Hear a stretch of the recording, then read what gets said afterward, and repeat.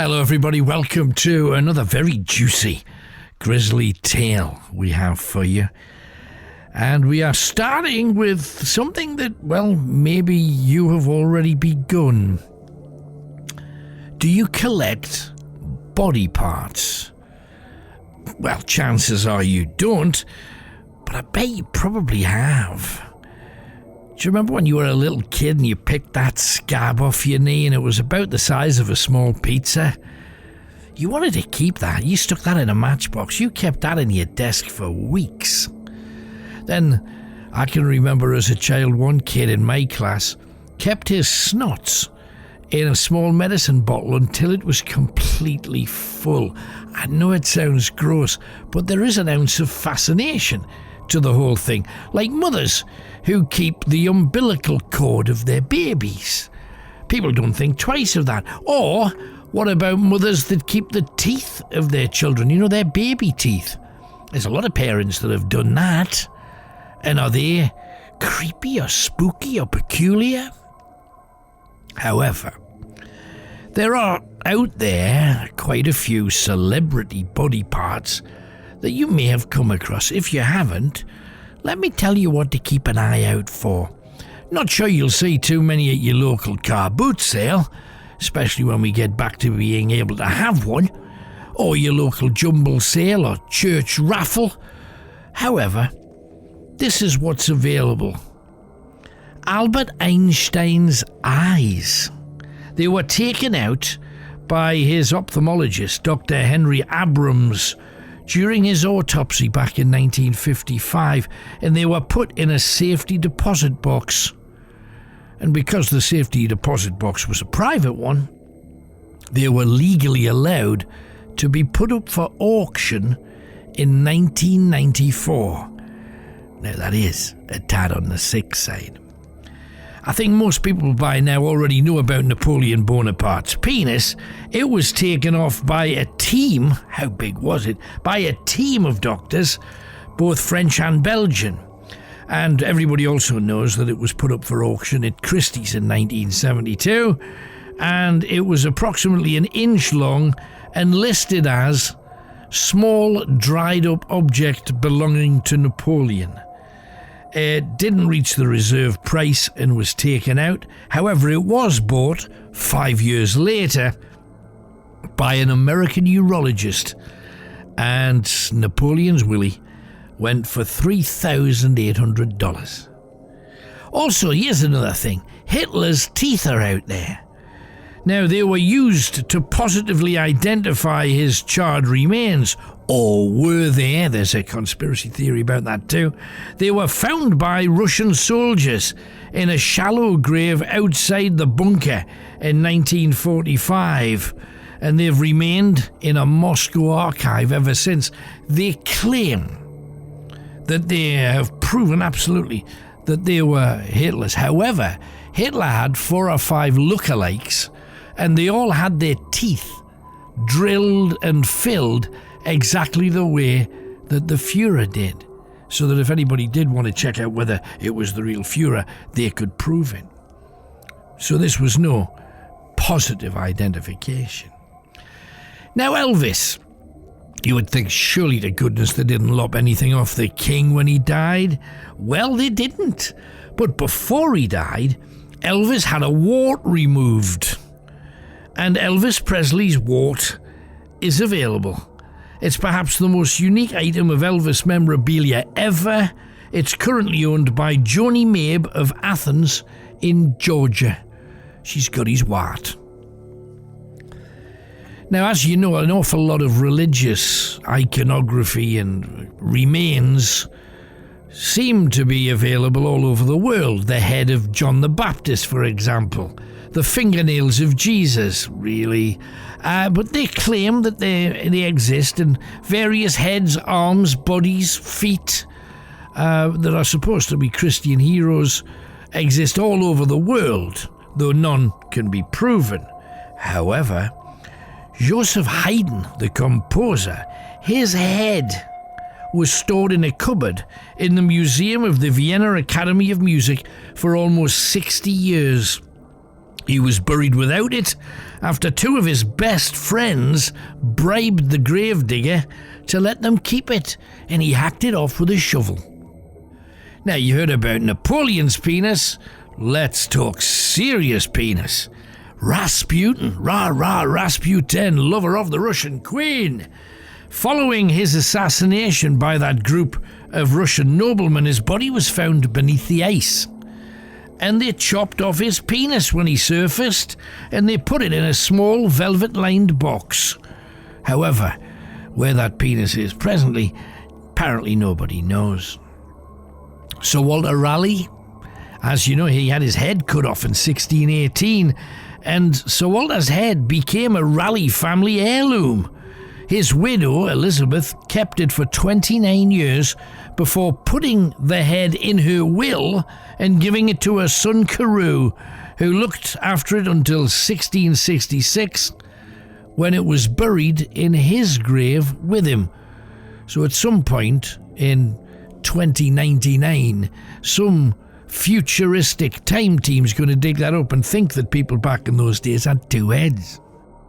Oliver Cromwell, yes, his skull. How about this? This is an item that's changed hands a lot since he lost use of it in 1658. When the monarchy was restored in 1660, Cromwell's corpse was dug up from Westminster Abbey and hanged, even though he was dead, at Tyburn. He was then taken from the scaffold and decapitated. His body was thrown into a pit underneath the gallows, and his head was poked on a spike above Westminster Hall. In other words, div not mess with the royals, otherwise we'll get you, and this is what will happen to you. The head stayed there till 1703, when it was dislodged in a real violent storm, and it was found lying on the ground by a sentry. And rather than stick it back up on a spike, he took it home and kept it hidden in his chimney, and on his death he left it to his daughter. So in 1710 the head reappeared, this time in a freak show. In 1775 it was sold to an actor called Russell, who in turn sold it to James Fox, an antique dealer. He sold it on to three men who put it on display in Old Bond Street, London. He got £230 for it at the time, which would be about £300,000 now. By 1865 it had passed into the possession of Mr. Williamson of Beckenham. His family then donated it to Sydney Sussex College, Cambridge in the 1960s. And at one time, there were even two authentic Cromwell skulls on sale in London simultaneously. The owner of the second, smaller skull explained that his version was obviously that of Cromwell when he was a young lad. Yeah, do you see the loophole in that one? Also, a royal, not a British royal, but a royal nonetheless, King Charles VII of Sweden's skull is out there. It's now on public display in Stockholm, complete with the large bullet hole that made the exhibition of his skull possible. He got shot to death in 1718. Back to classical composers, we've heard about Haydn. What about Beethoven? Beethoven's hair is available. In 1994, two collectors paid Sotheby's £4,000 for a 4-inch long lock of Beethoven's hair, snipped by Beethoven's dad in 1827. They said they planned to have a DNA tested to confirm suspicions that the composer had African blood and also that he had syphilis. And neither were proven. Let's go American president now. Mind you, a one that we don't know much about. US President Grover Cleveland. They've got, in a box, cancerous tissue from his jawbone. It's in the Mutter Museum of Philadelphia, and that specialises in bizarre medical curiosities. Along with the BC Hero Pelvis Collection, the Sappi Collection of mercury-filled lymphaticus, the Chevalier Johnson Collection of foreign bodies removed from people's lungs, and the joined liver of Chang and Eng, the original Siamese twins. But let's finish this particularly creepy and downright peculiar section of the Grisly. King Charles I. We've already had Cromwell's skull being kicked about. King Charles I's fourth cervical vertebrae.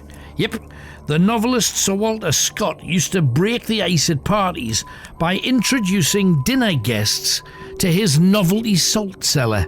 It was made from a relic stolen by a surgeon during the autopsy on King Charles I's corpse, when Charles's long-lost coffin was refound at Windsor Castle in 1813. Sir Walter Scott kept it on his dining table for 30 years, until Queen Victoria heard about it. She was not amused and ordered that it was returned to St George's Chapel, where it was interned with the rest of King Charles I. Now, while we're on the subject of, body parts and such, we mentioned on a previous episode that Attila the Hun, even though he was a giant of a man and an amazing fighter, he was in fact short, squat, and extremely ugly, but because of the power that he wielded, he had a dozen wives. Now, we've already told you in a previous one that he burst an artery in his penis on his wedding night with his 12th wife, who had to just lie there with him bleeding inside her until troops came so that she could prove she hadn't killed him. Who other famous people died having sex? Seems a straightforward question, because blimey, it can take it out of you if you try it hard. Well, popes. There's a few popes that have died during sex. Now, I know they're not supposed to be having it at all, but the church often talks about a game they're not supposed to play while they've been playing it all along. Pope Leo VII, he died of a heart attack having sex with a young priest. Pope John VII was bludgeoned to death by the husband of a woman he was having sex with on a table in his vestry. Pope John XIII was also murdered by an irate husband who discovered His Holiness on top of his wife in the back room of the bishop's mansion. Pope Paul II died of a heart attack whilst being sodomized by a page boy. You can't make this stuff up. The Duke of Orleans, who was regent to the French boy king Louis XV, in 1721, the elderly duke took on a new mistress who was 30 years younger than him. Now, his doctors warned him, said, "Be careful, you're a good age." He was found slumped over next to the fireplace in his drawing room one day, dying from a massive stroke, with his trousers around his ankles and his member still keen to play the game. The French president Félix Faure, from back in 1899, died during sex in a Paris brothel. Faure's death sent the woman into shock, and his member had to be surgically removed from her lady area. God blimey, talk about embarrassment at every level. Lord Palmerston, the British Prime Minister, he died of a heart attack while having sex with a young parlour maid on his billiard table on the 18th of October 1865. Why don't people mention these things? You would have thought people would find this interesting. I know you lot do. Let's finish this section off with another American president. Now, Clinton didn't die, okay? And I was not having sexual intercourse. No, he wasn't. He was having a blowjob. Nelson Rockefeller, he's the fella, a former American vice president, died aged 71 after he snuck off from his wife and he was having sex up against a wall with his mistress. And he ended up on the mattress. There you go. And I'm going to finish off this bizarre thing, and it has been bizarre, by giving you something that might help you. Aphrodisiacs. Now, we know there are several pills available, including a blue one, that will put a little bit of iron in the fire. However, long before that, there were many, many aphrodisiacs, or things believed to be aphrodisiacs, and I think you'll find some of these quite interesting. At one time, way back, Chinese emperors were allowed, not just allowed, they were required to have 121 wives. A precise number because in China, numbers have magical properties, and 121 is the most magical. Now, 10 of these wives are the ones that the emperor was expected to make love to every night. Oh, jeepers, every night. And a manual for emperors advised that this could be made possible by applying sheep's eyelids marinated in hot tea. You had to rub it on the imperial penis. And I would imagine even that would be sore after 10 women a night every night for a year or two. In Germany, now you'll not believe this, and I hope your gag reflex is good. In Germany in the 18th century, they used to believe that menstrual blood eaten or put in a drink was the ultimate aphrodisiac. The one thing I would not want to do after drinking that is having sex. I would like to just throw up probably somewhere. In Malaysia, live monkey brains. But it has to be live. Oh, you don't get to have a dead monkey's brain. The monkey was forced into a tight container to prevent it from escaping, and a ball fitted to its head. The live monkey then suffered agony while it's alive. Its scalp was cut open and peeled back to show the poor monkey's exposed brain, and then with a spoon the brain was scooped out and eaten while the monkey screamed. Or the other way of having it, if you were too squeamish, they stuck a metal straw into the brain and you could suck out the juice. Yeah, I hope you're not having your dinner, because it's getting worse. It's grisly. In France in the 18th century, toad shite, essentially, toad excrement was used. It was once used by Louis XIV's mistress, Madame de Montespan, to revive the Sun King's flagging interest in her.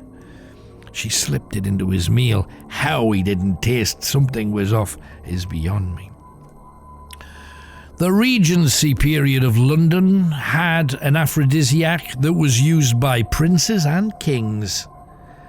And one was essence of arsenic, which could have killed them, and the other one was ground and eaten lion testicles. The Brazilian Cubio tribe in the 19th century. Now you've got to remember when this was. It's the 1800s essentially. Right throughout that 100 years, and for centuries before, the Brazilian Cubio tribe used to eat the penis and scrotum of any enemy warrior that they had fought and killed. They said it was an aphrodisiac and gave them more power in their own bits and bobs. In Japan, and let's remember they eat quite a few downright peculiar things, they ate dolphins' testicles to give them advanced sexual prowess. However, in Taiwan, remember, they'll quit China, they prefer chicken testicles. I didn't know chicken had testicles. I thought cockerels had testicles and chickens just had eggs. However, you live and learn. Let's go to medieval England. There were two particularly famous ways of adding a little bit of fettle to your metal: pigeon dung and nail excrement. Nothing to coo about there. Also, let's go to Nazi Germany. They used an animal hormone to help Adolf Hitler's impaired virility. His private doctor, Dr. Theodor Morell, injected Hitler with a compound containing hormones from crushed animal genitals, Whether it worked or not, we can't ask Eva Braun, because she supposedly killed herself. Oh, did she? Conspiracy theories to the left and right. Now also, prisoners in Peru. We have looked in the strangest places for this. Do you know that to this day, and for the last 200 years, chili and any hot sauce or hot spice are banned from Peruvian prison food because they arouse passions unseemly in a single-sex environment? Now, the one thing for sure is that prisoners in a single-sex environment have sex with one another. We know it happens. It's always happened. And it'll probably keep happening. But maybe, with a little less chili, they'd calm things down in British prisons too. So there you've got it. An amazing selection of grisly tales and stories and bits and bobs, and yet we've barely just begun. So let's crack on, shall we? Now, at a time when getting children to school, and let's face it, it's always been a problem, there seems to be two main reasons for parents to send their children to boarding school.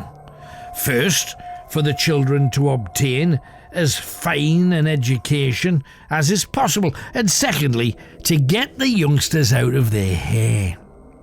Reasons not to do so, and not advertised in any brochure, include intimidation, bullying, torture, rape, and murder.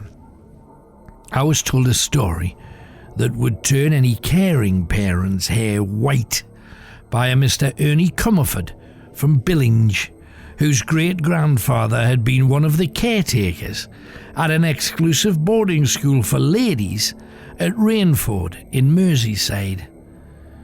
As always, the accounts vary, so I'll relate the horrifying tale just as it was told to me. On the 25th of October in 1854, Isabella Smallwood left her home in Manchester full of trepidation. Not only was she going to stay away from her family for the very first time, but she really was heading into the unknown. A girls' boarding school. No comfortable private bedroom, no privacy at all, no freedom. All these exchanged for a dormitory and strict rules. So as to transform this impressionable 15-year-old into the sophisticated young lady that her father so wanted her to be. The school had a good reputation, and its results had always been quite admirable, yet Isabella had a feeling that something was not quite right. The school's initiation was, by today's standards, a fairly mild affair. She was made to run the length of the school perimeter in her frilly cotton underwear in a fierce rainstorm. And as she ran around, her clothes became increasingly see-through. But as it was an all-girls school, she thought nothing of it. However, the teachers were all looking on from their study, and such matters seemed of particular interest to one lecturer, a Mr. R.V. Sinclair. Sinclair was a quiet man in his middle 40s, with a balding pate and a sympathetic manner. Many girls over the years became very attached to him and would often ask his help in solving problems of an intimate nature, difficulties with parents, falling out with other girls. It was not long before Isabella's initial reservations faded and she became quite relaxed. A raven-haired beauty, she excelled at most things, and she became as popular as any girl in the school. Izzy, as she was known. She was made captain of the school sports team and eventually became head girl, with the added responsibility of representing any of the girls who'd had any difficulties. And this she relished, attacking every problem with such enthusiastic gusto that it was soon overcome. Every problem but one. one of the younger girls, a tiny little thing called Eve Mortimer from Carlisle, had broken down in tears, claiming that she'd been physically attacked by Mr. Sinclair. Izzy couldn't believe that such a gentleman would assault one of the children in his care. Eve described how he had given her a potion to help with a severe headache. The medicine had certainly eased her pain to the degree of making her dizzy, and Sinclair had put her on a chaise longue and loosened the buttons at the top of her blouse, and it was around this time that she drifted in and out of sleep, and during her slumbers she was aware of a heavy weight pressing down on her, but couldn't really remember anything about it. When she awoke, Mr. Sinclair was sitting beside her, looking very flushed and stroking her face. Eve felt very sore down below, and as she eased her legs from the couch, her legs almost buckled. She even thanked Mr. Sinclair and made her way back to the dormitory to carry out his suggestion that she take a very hot bath. A lot of people believed that a very hot bath would kill any existing sperm and stop the chance of pregnancy. But she felt most queer, Eve told Izzy, and she felt damp in her pants, and the more she walked, the damper she became, and she was embarrassed about this, believing that she had somehow wet herself, not realizing for one moment that something far more sinister had taken place. The day after this had happened, Sinclair ordered Eve to meet him in his office. He had spoken to a doctor in town on her behalf, he told her, and once again he instructed her to take a potion, and once again the world became black and she lapsed into unconsciousness. Then one Wednesday afternoon, Sinclair called Eve to him and said, "Well, Eve, I have to tell you that what you have been doing is very wrong, and I must punish you." The young Cumbrian had no idea what he was talking about, for she was certainly one of the school's more dedicated pupils. Sinclair continued, "You egged me on to have sex with you time and time again, and for that I must discipline you." The girl almost collapsed with shock, and suddenly it all fell into place. She knew that she had not initiated anything, that he had abused her, yet here he was with a cane about to assault her further. She tried to run from his study, but he restrained her, forcing her over his desk, and swished a stiff bamboo cane across her rear. He swore her to secrecy, threatening harsher punishments should she spread any lies around the school. Sinclair was frightened and constantly intimidated Eve by turning up to watch her take part in sport, watching her in her dormitory late at night, and occasionally giving her a thrashing for giving a staff member a dirty look, for failing to shine her shoes, or what he called depressive behaviour. But she had a good reason to be depressed. She was being tortured and raped and seemed powerless to do anything about it. Eve's last desperate chance was Izzy, and she felt better for having shared her burden. Izzy demanded a meeting with the principal, and this came to the ears of the staff, who were all agog to hear what was so important. Except Sinclair, who was taken ill and returned to his lodgings in town. And Eve also disappeared. So when the meeting went ahead, Izzy's allegations were not taken as seriously as they should have been. The school board had no proof whatsoever. Eve never returned to the school. The principal wrote to her parents saying that Eve had run away from the school after circulating lies about one of the teaching staff, and was clearly far too embarrassed to return, and was probably making her way home. She never got home, but the charges of Sinclair were dismissed out of hand. His record remained spotless. The police were called, searches carried out, yet no sign of the girl was ever found. Izzy knew in her heart she was dead. At the time of her disappearance, workmen had been adapting some of the rooms, putting in new fireplaces, and it's thought that the strangled body of little Eve was walled up there so the body would cook in the heat, and any smell of the decay from the corpse would simply go up and out the chimney. The school no longer exists. It has long since been replaced by a pub called the Golden Lion. And little Eve's been spotted on many occasions by several customers, and usually around the fireplace, as if beckoning people to come and discover her final resting place. Now, there are many famous places around the world, and one of them, Bath, so named because of the famous Roman baths and the waters that are supposed to be superbly therapeutic.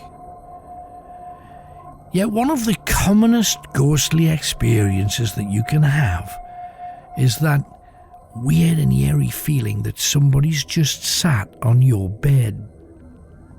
You lie there, quivering with fear, too petrified to look around to see whether your worst fears are confirmed. And it is out of precisely this fear that the character of Freddy Krueger was created. It is in that netherworld between being awake and being asleep that all kinds of strange things have been known to occur. Literally hundreds of thousands of people claim that they have seen shadowy shapes at the bottom of their beds. Some say it's that of their departed relatives that watch over them as they sleep. Others that it's evil spirits ready to attack as soon as you lose consciousness. Yet one of the most amazing stories of this kind comes from a lady called Joyce McFadden, who lived in the beautiful city of Bath. Her home was very close to the River Avon, an absolutely idyllic setting. She didn't have a care in the world until September 1954, when it moved into her house. All of her friends loved visiting the McFadden home, and did so even more when Colin, her husband of 18 years, died of a heart attack, for they rallied around, and Joyce herself was very brave and always tried to have a cheery word for everyone.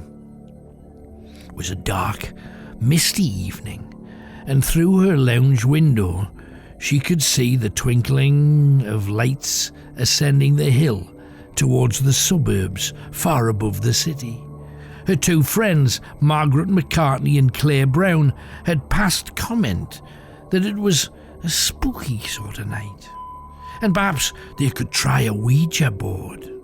Now, Joyce wasn't really too keen, but she could see how excited her friends were, so she allowed herself to be dragged along. And once all of the letters had been cut out and placed on the table, the game began. Innocent questions were answered with either a yes or a no, and to all intents and purposes, it was an innocent evening's entertainment. It was only when they asked the spirit to identify itself that the small glass they were using rattled and started vibrating so violently that their hands were thrown off it. Margaret screamed and the glass exploded into 1,000 pieces. Joyce ran to the light switch and clicked it on, only for the light bulb to shatter too. She ran into the hall and switched on that light, yet it still remained pitch black. Margaret and Claire were crying into each other's arms in mortal fear when Joyce strode across the living room to the curtains and pulled them back so the room could have some light from the street lamps. And as the curtains opened, there, standing behind them, was a huge black figure of a man. Joyce recoiled in terror, and when Margaret saw this towering black shape, she passed out, dragging Claire with her to the floor. Joyce screamed until her voice trailed away into nothing. At that moment, there was a hammering on the door, and Joyce rushed to open it. It was her neighbours, who had heard the scream and had come running. Joyce blurted out what had happened, and the neighbours did their best to calm her jangling nerves. They switched on the hall light. It came straight on. They walked into the living room, switched that light on too. The girls were amazed, for they had watched the bulb shatter before their eyes, yet there it was, back together again.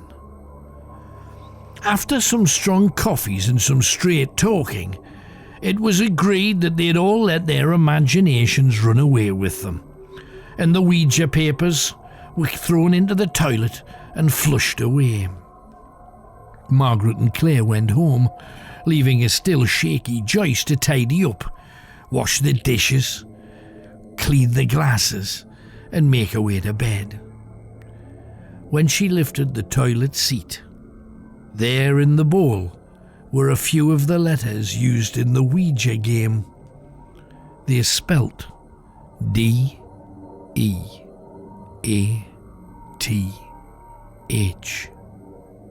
Death. Joyce tried to rationalise it, but she could feel her stomach turning over, and she almost ran and jumped into bed.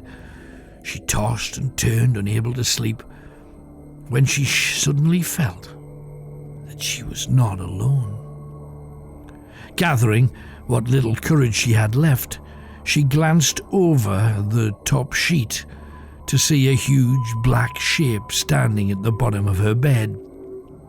She tried to scream, and the more she tried, the less sound she made. The figure began walking towards her and sat on the bed beside her. She couldn't make out a face, but she could see shapes that could have been eyes. She backed towards the wall as it seemed to move closer to her.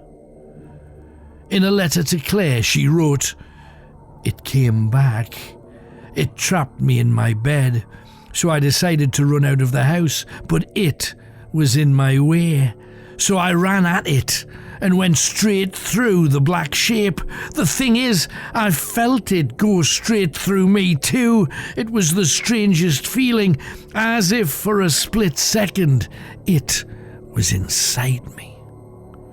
On switching on the light, the creature had gone. And ever since that night, whenever she switched out the light, the figure returned. Sometimes with other shadowy figures that would lurk at the bottom of her bed. Yet when the light was switched on, they just disappeared. Joyce died in 1977, and her old friend Margaret received a very strange letter. "Dear Margaret, I know I am ill and I don't have long left, so I must tell you not to be afraid when you see me next. We were very lucky all those years ago. I know we scared ourselves, but now I am off to join them. I always thought heaven would be all clouds and angels, yet it seems are spirits and shadows that travel the earth. I have had years of fear. The spirits refuse to leave me alone, and I'm frightened that they'll come to you. If they do, I'll move them for you. First, I have to find Colin, and he will help me. So watch for the shadows, but don't be frightened, they can't hurt you. I have always loved you, Margaret, and you have put up with so much. Remember me in your prayers. Love forever, Joyce." 3 days later, Joyce was dead, and during her burial, the sky clouded over and it was as black as night. Margaret swears she caught a glimpse of shadowy shapes as her coffin was being lowered into the ground, And that night Margaret was really frightened to go to bed, sleeping with the light on just in case. It was a balmy night, but the wind was sweeping through the eaves of the old Georgian house and woke her up. The luminous dial of her alarm clock showed 4:30 a.m. Margaret wondered how come it was dark, as she'd left the light on. On looking towards the end of her bed, she saw countless dark shapes, and she shrieked uncontrollably. It looked like the silhouettes of at least 20 people. Margaret screamed, "Go away! Leave me in peace!" and then broke down into a flood of tears. And at that moment, a smaller shape began pushing these shapes towards the door and through the wall, a tiny black shadow like a whirlwind sweeping away the strange creatures. The door slammed shut behind them. Margaret was frozen with fear when the door opened again, feeling as if her heart was going to seize up altogether. The small, dark shadow floated towards her, and this is what Margaret had to say about it. "I just watched this grey-black cloud approaching me, and the tears just poured down my face. As it got really close, I had to close my eyes, and I felt something or someone touch my face. It was so tender. I knew it was a hand. It may also have been a kiss, and at once I knew it was Joyce. She comes back to see me from time to time. She can't talk or anything, but I know it's her. So now when I see a shadow, I always smile, because I know I have a friend looking out for me. I think we must all become shadows. I don't believe in ghosts." Now let's move on to a wonderful land. The land of the wearers of the green, Ireland. Now, I'm taking you to a place called Mount Shannon. This idyllic little village on the banks of Loch Derg seems to have been built to have it back to a beautiful lake, yet even so it's become an international famous angling centre, despite it having a particularly bloodthirsty banshee. Now, some people say these creatures are some elfin form, others that they're deranged leprechauns, evil demons.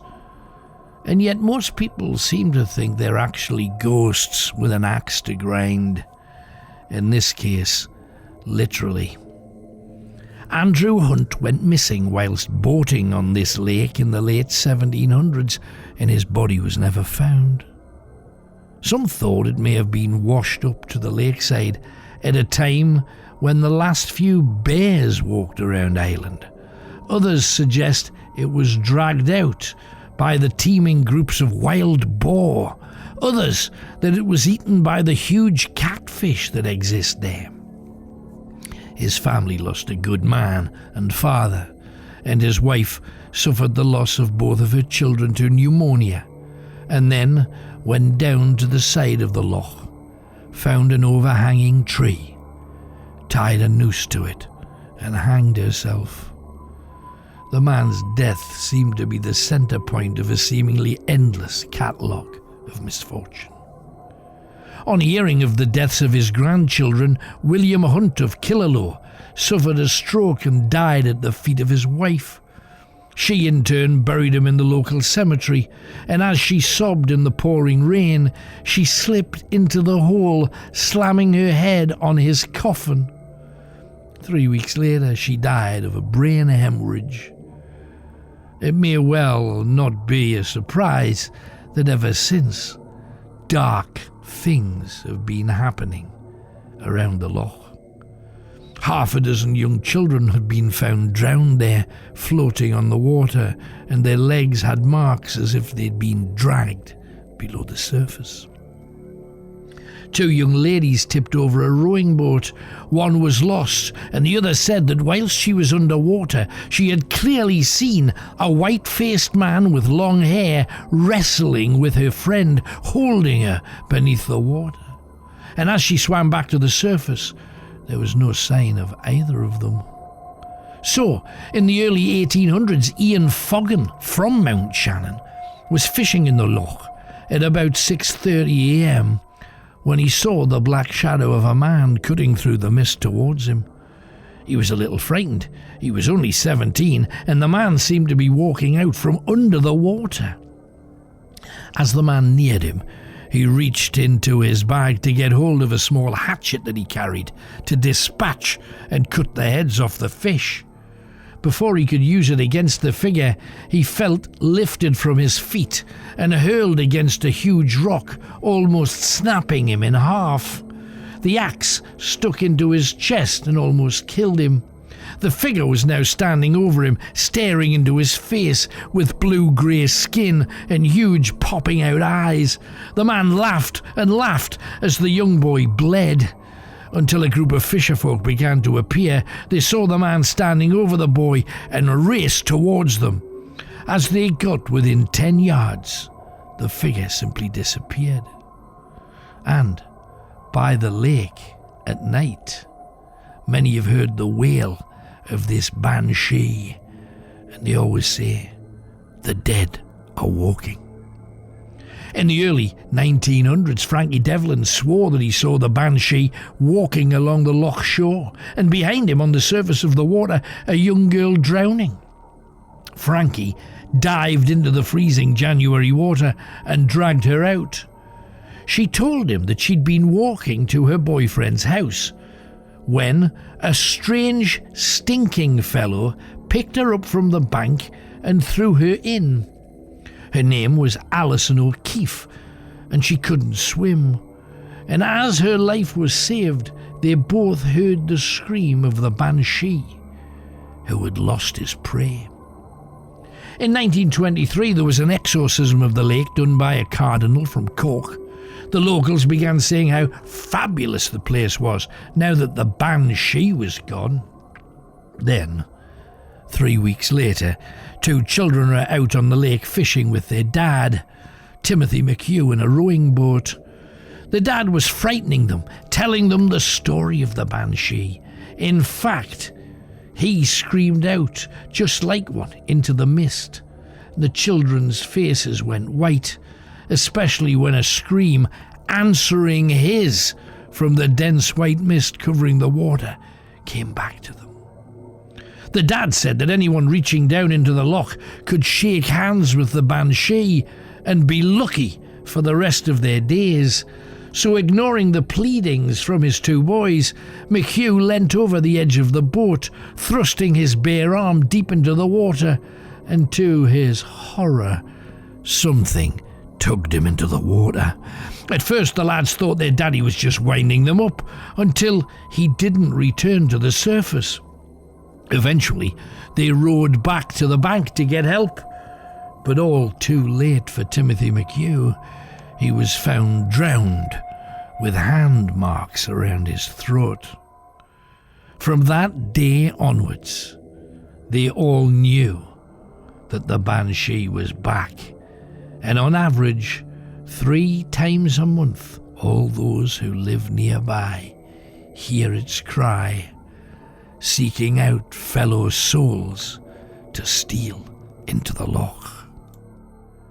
Now, just to finish you off good and proper, I want to say a big thank you to all of you who have donated towards keeping this podcast and the website going.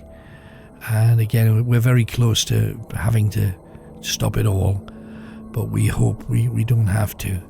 If you can help us in any way, please just go to the robsonsworld.com website. There's a button there you can help. If you wish to make any donations at all, they would be humbly and graciously received, and I'll thank you for that. Going to finish you off, though, with another story from Ireland about the hacked up man. King John's castle has stood on the River Shannon since King John ordered it in 1200. It withstood many a battle with Normans, Vikings, English, and a good few civil disturbances that would cost many a life. And yet it was one of its oldest inhabitants that would create a haunting to have lasted almost 1,000 years. Daniel O'Flaherty was said to be the leader of a tribe of folk who had inhabited the headland in the 1100s, before even the castle was built. Domnall Morro Brian persuaded Daniel and his men to burn their town to ashes, so that the new invaders, the Normans, the French, would not have a place to take over. The rebels headed off into the interior of Ireland. As the castle began to rise, the troops hated and despised by the local Irish. Sop O'Flaherty led several raids on stragglers or small scouting parties. His trademark was to place 2 huge wooden pegs hammered into their dead eyes. Only those born in Ireland had a right to stare at its beauty, was his adage, before tourist boards would be swift to let us all in. Over 30 men's cadavers were discovered mutilated this way, so the Normans ordered their men to offer a huge bounty on the head of this mysterious rebel, the equivalent of about £30,000 in today's currency, and O'Flaherty was given up by a dozen people who all had to share it, and did very nicely indeed. Totally unaware of the wheeler dealing, he was asleep with his wife in bed near Ennis in his small cottage. When he found that it was surrounded, the soldiers burst in and arrested them both, along with 8 children, including a baby barely 5 days old. The following day they were dragged into the main hall of the castle and charged with treason. O'Flaherty said he was loyal to his country, not to those from overseas, a phrase that locals seemed to enjoy despite the fury of the Norman judge. Ultimately, he was offered a deal. If he confessed, he would die and his family would be released. So he confessed at once, and given a day of execution the following week so that huge crowds could gather to watch him hang. He begged to see his wife, and she was duly brought to him. She looked very ill, and told him that she'd been raped by numerous soldiers who had also raped 3 of his older daughters too. I say older, 9, 11 and 12. O'Flaherty went into a fury and demanded to see the head of his guards. He told the man to get his entire family out of the castle immediately, or he would spoil their day tomorrow. The sergeant-at-arms felt sorry for him, and on hearing about the rapes, sneaked the family out of a doorway seldom used except for the cooks. O'Flaherty had told his wife to take the children north to his brother's house in Roscommon, and this she did, and he took the children on as his own, and kept his wife too. So the gibbet was built, and in an open-topped cart, O'Flaherty was carried through Limerick. Those loyal to the king, and there were many, hurled old fruit and vegetables at him, and others shouted shame, shame at the guards. He walked up to the gallows and was offered time to speak to the gathering of about 800 men, women and children. I was all ready to die for yous today, but over the past week, my lovely innocent wife and 3 of my little girls, none older than 12, were raped by these brave lads here. The crowd, many who were against him, turned in a moment, and all began to boo. The soldiers, realizing they were well outnumbered, sent a runner into the castle to ask for reinforcements. "Look!" shouted O'Flaherty, "they're frightened of you, because you all know justice, not what these men give us. So I take back my confession and go to my God, an innocent man. I beg the great Lord Almighty to curse these guilty ones and let them all die miserably." At that, a guard used a metal rod to break one of his legs, and he fell to one knee. "See," he cried, "I can't fight back, yet still it is they who fear me." At that, the second leg was broken, and then an arm, as he dragged himself to the edge of the gantry. "These men are dead men. My curse will be strong, for I give it with every fibre I have. After death I will come for each one, and wooden stakes will be jammed in their eyes, and I in the eyes of those who bed our invaders." At that, a metal glove rammed into his face, breaking his nose and making him scream out in pain. Another guard stamped on his hands, one after another, breaking all of his fingers. The crowd were all now shouting, "Free him! Free him! He's suffered enough!" But they had to finish him now. The castle master came down with another 100 troops and ordered that his poor broken body be placed upright, held by 4 men, as the noose was placed around his neck. Yet still, despite blood spattering from his mouth, he spoke out, "They are not our people. Our time will come. My spirit will leave the ground tonight, and these men will be in the ground beside me."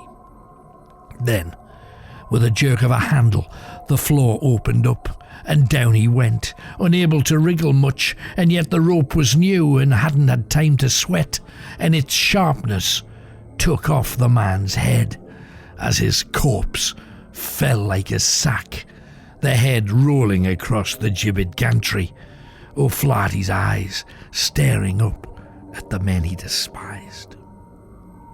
Some women fainted as the troops were ordered to push the people back, dismantle the gallows, and bury O'Flaherty. Within 2 hours of his burial, the body had gone, and yet the following morning 11 troops were found dead, all with wooden pegs jammed in their eyes, and some with their genitals hacked off. 4 women were also found with pegs in their eyes for being in bed with the troops. No one was ever sought for their deaths. Even the sophisticated Normans just wanted an end to their troubles. And ever since, ghostly figures have been seen around the castle. One, a particularly showy individual.